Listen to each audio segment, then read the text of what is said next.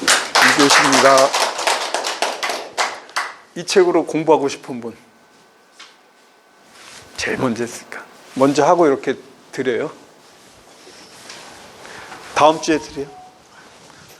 필요하면 저걸 해. 그 뭐지? 복사를 해서 갖고 계셔도 돼요.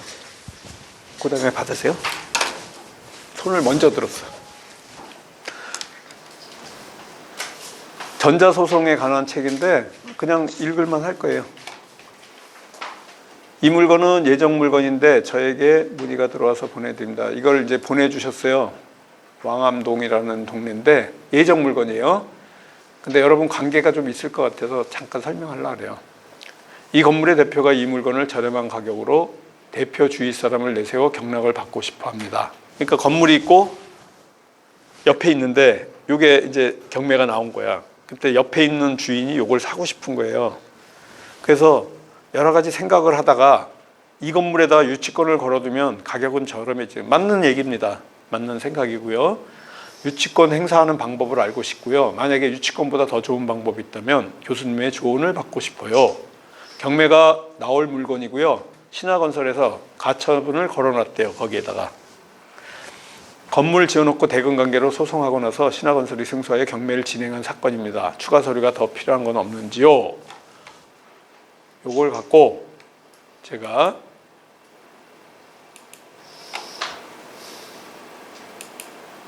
준비를 했어. 잠깐만요. 맞다. 시공자는 힘들게 건축공사를 진행하고도 공사대금을 받지 못한 경우 공사대금 회수 목적으로 유치권을 행사하여 미지급. 그러니까 실질적으로 무조건 되고 유치권을 하시면 안 돼요. 공사를 한 뭔가 흔적을 만들어야 돼. 근데 여기 신화건설이잖아. 그 사람이 할 거잖아요. 결국은. 그 사람이 경매 치고 자기가 또 갖고 오고 싶고. 그럼 신화건설이 하면 안 되겠지. 좀 뭔가 공사를 한 흔적 같은 게 인테리어는 안 돼요. 인테리어 공사는 안 되고 공사를 과거에 하거나 한 적은 없겠지. 했어요? 아, 있어요. 그러면 거기에 그럼 계약서도 있어요? 그 공사 한 예를 들어서 그 하청준 그 내역서 이런 아니 그런 것까지 다 있다 이거지. 그러면 좋습니다. 그럼 유치권 행사하기가 좋아요. 일단 거기까지 들었어요. 유치권은 법에서 인정한 정당한 권리고 법적 요건만. 유치권이라 그래서 기본 공부하신 분들 알겠지만은 유치권이 뭐 어디 공시가 되는 건 아니에요. 공시라는 거는 그러니까 등기부등본에 등재되거나 이런 건 아니고 그냥 점유를 통해서. 점유라는 건 뭐냐면 거기에 그 건물에 여기 이제 설명을 할 거예요. 그래서 내가 여기 적어 온 건데 점유가 가장 중요한 겁니다. 법적 요건이 꼭 있어야 되는데 처음부터 법대로 정확히 하면 지금 굉장히 유리해요. 공사도 했고 바로 옆에 있고 그러니까 여기 핵심 무기 점유죠. 유치권의 얼굴이라 할 수 있는 점유는 적법한 유치권 행사에 있어서 상당히 중요한 부분을 차지하고 있으며 제대로 된 이걸 받아야 되는데 이제 두 번째부터 제대로 된 점유가 뭔지를 이제 알려주려고 그래요. 점유하지 않으면은 X예요. 거기 시건장 거기 누가 장사하고 있습니까? 세입자가 두세 명. 세입자는 그 부인이. 부인이란 건 누구예요? 채무자? 아이고 채무자. 예, 채무자. 채무자 부인이 현재 밑에서 슈퍼를 하고 있는데 슈퍼 옆에 공부를 지금 그 가정의 키를 갖고 있죠. 그럼 여기를 좀 읽어보면서 거기랑 대응 좀 해보세요. 거기 상황이랑 내가 정확히 모르니까. 우선 유치권 행사 시 점유 방법으로 시건장치, 잠금장치를 해야 되는데 그래서 내가 물어본 거예요. 장사하고 있는지. 장사를 하고 있는데 담글 수는 없잖아. 근데 일단 유치권 행사를 한다는 거는 채무자가 거기 왔다 갔다 하면 안 돼.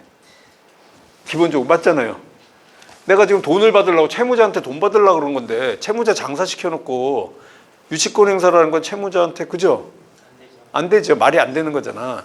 그러니까 일단은 이거에 맞게끔 뭔가 조치를 해야 돼요. 하려면. 그냥 유치권 요즘은 옛날에는 유치권 행사하다가 아예 아니면 말고가 됐는데 요즘은 유치권 하면 형사건으로 거의 가요.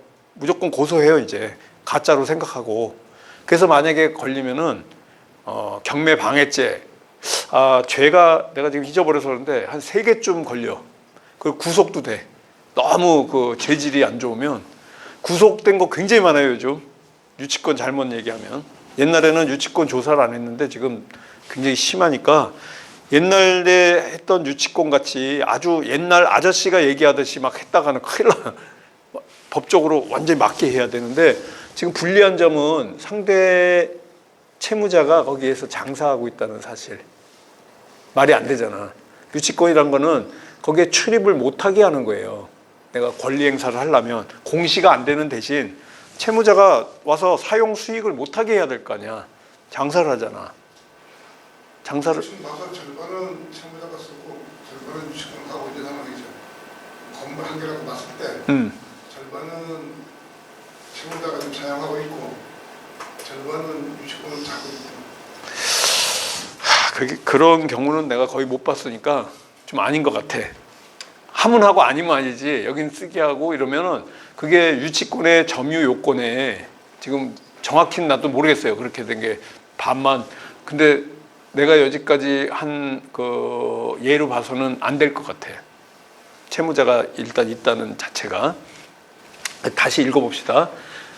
시정장치를 하는 행위는 해당 목적물에 타인 지배를 배제하고 이제 알겠죠?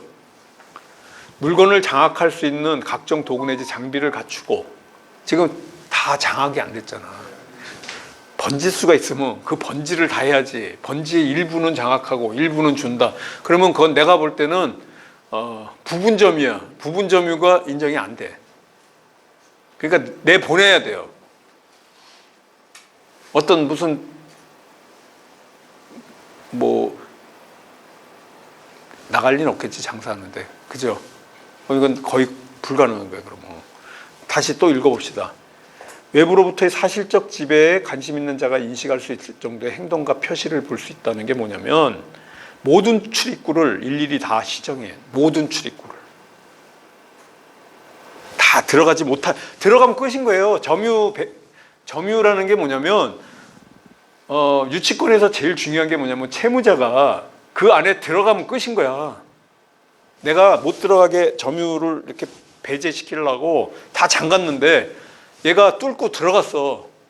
그리고 그걸 갖다 동영상으로 촬영을 딱 했어. 그리고 판사님한테 제출하면요 유치권 져요. 들어가지 못하게 해야 돼. 완벽하게 해야 돼요. 그러니까 그건 안 돼. 내가 볼 때. 그러니까 그거에 대해서 연구하세요. 그 장사를 예를 들어서 가머니설로 해가지고 날치기로 밖으로 내보내고 잠가버리고 아예 못 들어가게 딱. 그래서 깡패가 가서 앞에 있는 거야. 못 들어가게. 그 나가게 하는 거는 가머니설을 하던 뭐 하든 잠깐만 나가 있어라. 너 그래가지고 각서도 다 받아놓고 그리고선 딱 잠가버리면 예를 들어서 되는 건 몰라도 공사를 했는데 돈 안 줬으면은 거기에 결국은 장사하게 했다는 거는 뭔가 약속이 서로 간에 있었을 거 아니에요. 그 사이에 공사한 다음에 무슨 말인지 알겠죠? 공사와 거기에 장사하는 게 장사가 후일 거 아닙니까? 공사가 끝났으니까 장사를 한 거니까 지금 이미 유치권이 점유가 풀린 거예요. 그러면 그러니까 이거 그래서 내가 물어본 거예요. 내용을 지금 모르는 상태에서 사실은 내가 이걸 적어왔거든요. 그냥 유치권 하는 방법 뭐냐 물어봐서 그 관점에서만 내가 얘기를 한 거예요. 법률적으로. 자, 여기서 유치권 행사 시 모든 출입구를 일일이 다 시정하여야 하는지 여부와 관련한 문제가 될 수 있으나 결과적으로 볼 때 그 부동산 주된 출입구를 할 수 있는 곳만 시정하더라도 인정받을 여지가 있습니다. 주된 출입구라는 거는 대문 얘기하는 거예요. 큰 거. 그러면 다 잠그는다는 얘기죠. 어딘 열고 무슨 말인지 알겠죠? 시정 방법은 흔히 하는 자물쇠를 채거나 입구를 용접하는 행위. 실제 여러분 유치권 하는 거 제가 옛날에 유치권 그 사우나를 많이 사러 다녔는데 옥천에 어디 그 사우나를 갔는데요. 열어주는데 어떻게 열어주는지 아십니까? 그 층에 철문으로 용접을 했는데 내가 들어가니까 용접을 지금 녹이고 있더라고.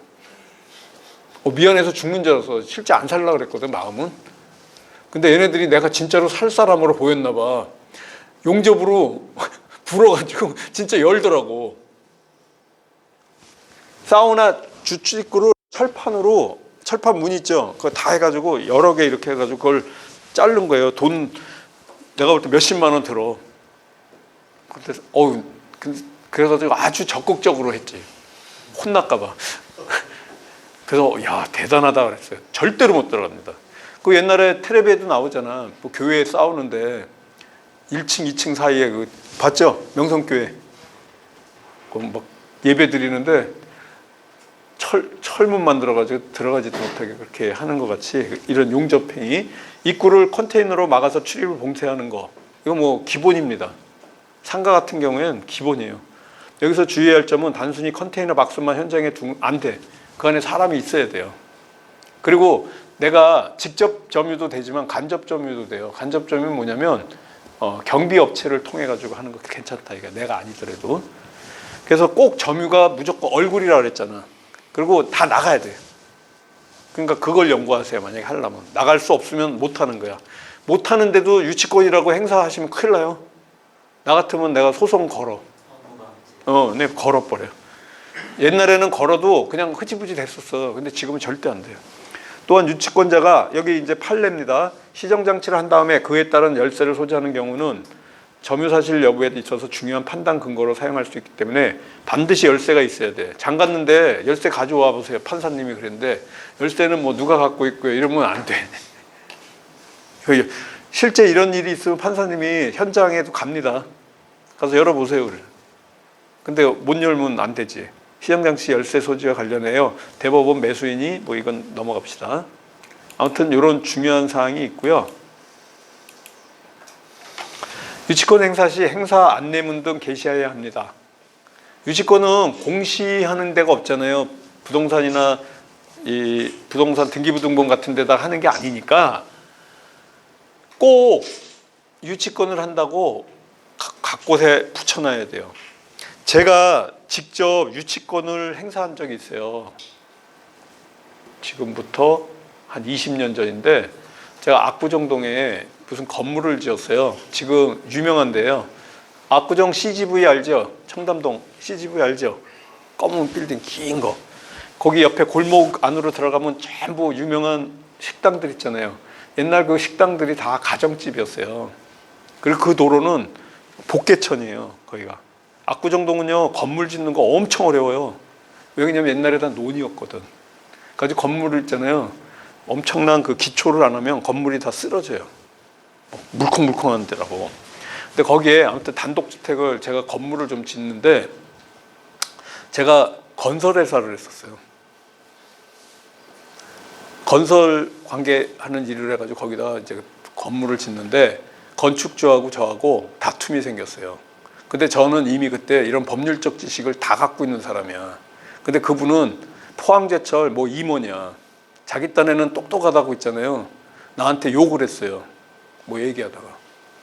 그래서 난 법대로 딱 보니까 중도금 낳는 날이더라고. 이틀 있다가. 그래서 내가 아무 소리 안 하고요.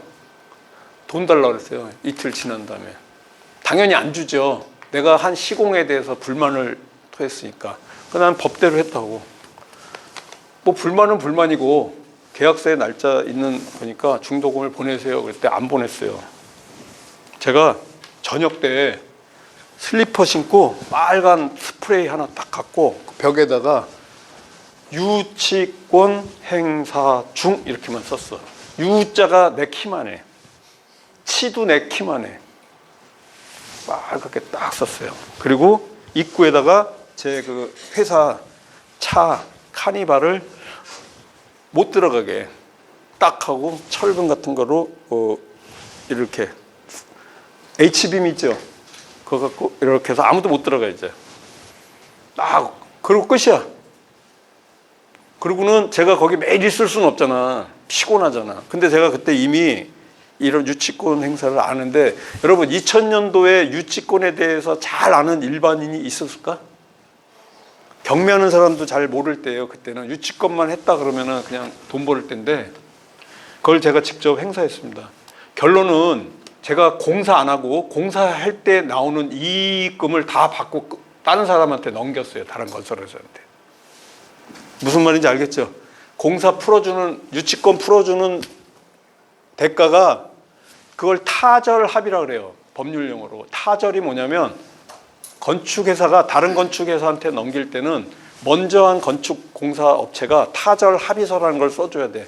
나는 여기에 대해서 공사한 거에 대해서 너한테 다 하는데 모든 돈은 다 받았고, 근데 내가 요청한 건 뭐냐면 이 공사를 하는 기회비용을 내가 상실했다. 이 공사를 하면 내가 예를 들어서 5억을 버는데 그걸 내가 못 벌기 때문에 나가긴 나가겠다. 내가 안 나가면 있잖아요. 몇 년이 될지 몰라요. 나하고 소송해야 돼요. 난 소송하려고 그랬어요. 여러분, 함부로 건설업자 있잖아요. 건들면 안 돼요. 뭘 알고 건드려야 돼요. 변호사하고 충분한, 거의 건설업자가 이깁니다. 잘 몰라서 그러는 거예요. 유치권 제가 전문이에요. 그래서 이렇게 설명하는 거예요, 지금. 그걸 제가 어설프게 지금 얘기하는 게 아니에요. 지분 경매만 하는 게 아니고, 제가 이 유치권으로 실질적으로 사우나나 이런 거를 직접적으로 유치권 다 해결해가지고 NPL까지 해결해서 제가 갖고 있다니까, 지금. 이거를. 그러니까 어설프게 제가 얘기 안 한다는 걸 설명하려고 이렇게 길게 얘기한 거니까 잘 들으세요. 유치권은 거의 제대로만 행사를 하면, 나는 거기 공사한 사람 맞죠? 그리고 내가 원하는 대로 안 했죠? 계약서대로. 돈을 줘야 되잖아요. 그리고 그 사람이, 건축주가 지금 나한테 컴플레인한 사항은 내가 천천히 해결해 주면 되는 거죠? 계약서대로 돈은 줘야 되는 거잖아요. 어떤 게 더 센 거예요? 계약서가 더 센 거잖아. 그거대로 안 해가지고 이렇게 문제가 생기는 거니까, 이 법률적 유치권을 만약에 행사하려면 엄청 검토하고 하셔야 돼요. 그냥 어설프게 하면 안 하느니 못하고 오히려 공격당합니다. 그래서 여기 보시면은 유치권 행사 중이므로 건물 이런 것까지 다 하셔야 돼요. 이러한 행위는 유치권을 행사하는 방법 중 하나로서 건축주나 타인에게 자신이 유치권을 행사하고 있음을 알리는 게 공시의 하나의 방법이니까 꼭 이렇게 하셔야 되고요. 이러한 유치권 알리는 행위가, 하급심 법원은 유치권은 법정 담보 물건으로서 채권자의 적법한 점유 사실, 이 점유가 엄청 중요한 거예요. 이 결련성은 법률 용어인데 관련성입니다. 관련을 어렵게 그냥 쓴 거예요. 관련성 등 일정한 요건만 구비되면 별도의 의사표시 없이도 당연히 선고할 것이고, 이때 채권자는 통상적인 점유만 계속하면 돼. 물론 이렇게 하지만 거기에 점유 표시를 이렇게 써주셔야 이기겠죠. 왜 그러냐? 그 건물이 부동산으로서의 어떤 재산권 행사를 할 수가 없게 만드는 거예요. 소문 내는 거예요, 부동산에. 그 지역에 부동산 관계하는 사람이면 다 누구나 알죠. 그 건물에 예를 들어서 세를 내려고 그러면 어떻게 하겠어요? 그 건물에 매매하려고 그러면 어떻게 하겠어요? 유치권을 해결하시고 부동산에다가 내놔야지, 지금 내놓으시면 되겠습니까? 여기 하급심은 이렇게 돼 있더라도 당연히 그것 때문에 하는 거예요. 쭉 붙여놓으시면 됩니다. 점유는 계속 존속해가지고 점유를 하고 계셔야 돼요. 또한 아까도 얘기한 것 같이 간접 점유도 됩니다. 경비업체를 통한 게 간접 점유예요. 그래서 이러한 그 유치권을 행사하는 데 있어서 공사 대금을 받을 게 있어야 돼요. 공사 대금을 받을 게 없는데 하면 안 돼. 그 공사 대금을, 그리고 공사를 했다는 사실이 있어야 되고, 점유를 해야 되고요. 그리고 아까 같이 개시.